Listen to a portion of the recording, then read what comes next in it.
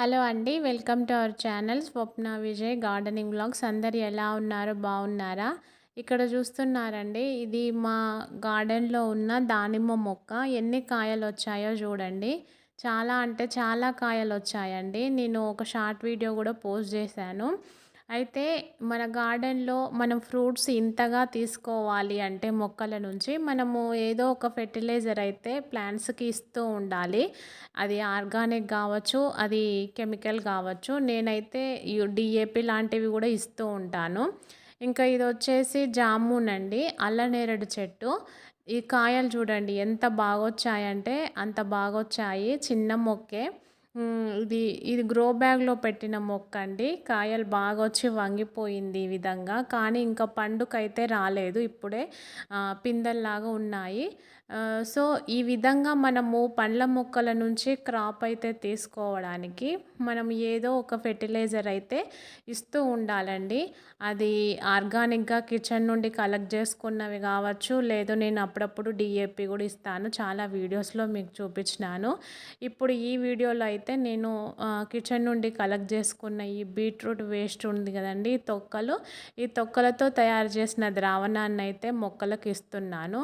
మనము పూల మొక్కలు కానీ, తర్వాత పండ్ల మొక్కలు కానీ కొంచెం ఫ్రూట్స్ దశలో ఉన్నప్పుడు, మొగ్గ దశలో ఉన్నప్పుడు మనమైతే ఇలాంటి ద్రావణాలు ఇయ్యడం వల్ల ఇప్పుడు అన్నీ మంచిగా సక్సెస్ అయ్యి కాయల్లాగా మనకు కన్వర్ట్ అవుతాయండి. పూత మొత్తము కాయల్లాగా కన్వర్ట్ అవుతుంది. మనము ఏదో ఒక ఫెర్టిలైజర్ ఇయ్యడం వల్ల మొక్కకు కావలసిన పోషకాలైతే ఈ ద్రావణం నుండి అందుతుంది. ఈ బీట్రూట్ ద్రావణంలో రిచ్ ఐరన్, ఫాస్ఫరస్, పొటాషియం, ఇంకా విటమిన్స్, మొక్కకు కావలసిన పోషక పదార్థాలైతే ఈ ద్రావణం నుండి లభిస్తాయండి. ఇది అన్నీ ఒకే పద్ధతి నేను ఫాలో అవుతాను.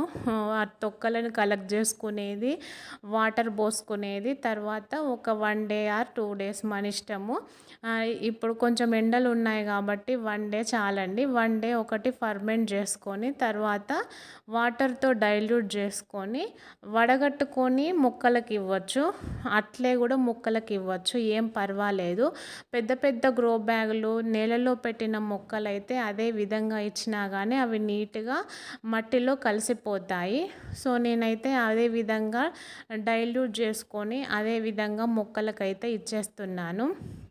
నేను నెక్స్ట్ వీడియోస్‌లో మా గార్డెన్‌లో ఎన్ని పండ్ల మొక్కలు ఉన్నాయనేది, ఎంత క్రాప్‌గా, ఎంత కాతతో ఉంది, ఏ విధంగా ఉంది, వాటి స్టేటస్ ఎలా ఉంది అనేది నేను నెక్స్ట్ వీడియోస్‌లో మా గార్డెన్‌లో ఉన్న పండ్ల మొక్కల టూర్ అయితే చేసి పెడతాను. ఒకసారి చూడండి.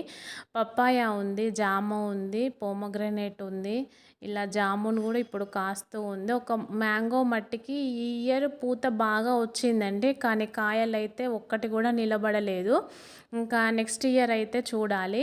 ఇదండి, నేను ఈ వీడియోలో బీట్రూట్ ద్రావణాన్ని అయితే ఇచ్చాను.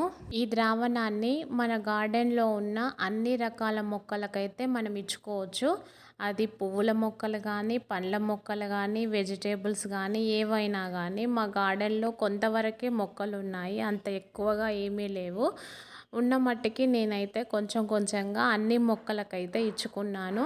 మనం ఇంత మంచి క్రాప్ తీసుకోవాలి అంటే, ఇంత మంచిగా మనం పండ్లను మన టెర్రస్ గార్డెన్‌లోనే తీసుకోవడానికి మనం ఏదో ఒక ఫెర్టిలైజర్ అయితే ఒక 15 డేస్‌కి కానీ, 20 డేస్‌కి కానీ ఇస్తూ ఉంటే బాగుంటుందండి. మొక్కలనేది మంచిగా గ్రో అవుతాయి. నేను ఇంతకుముందు వీడియోలో వచ్చేసి మ్యాంగో పీల్ ఫెర్టిలైజర్ అయితే ఇచ్చాను. అది ఎవరైనా చూడని వాళ్ళు ఉంటే ఒక్కసారి అయితే చూడండి. ఇదే విధంగా మనము ఏదైనా కిచెన్లో నుంచి వేస్టేజ్ ఏదైనా ఉంటే దాని నుంచి మనం మంచిగా ఫెర్టిలైజర్ తయారు చేసుకొని ఈ విధంగా మనం మొక్కలకైతే ఇచ్చుకోవచ్చండి.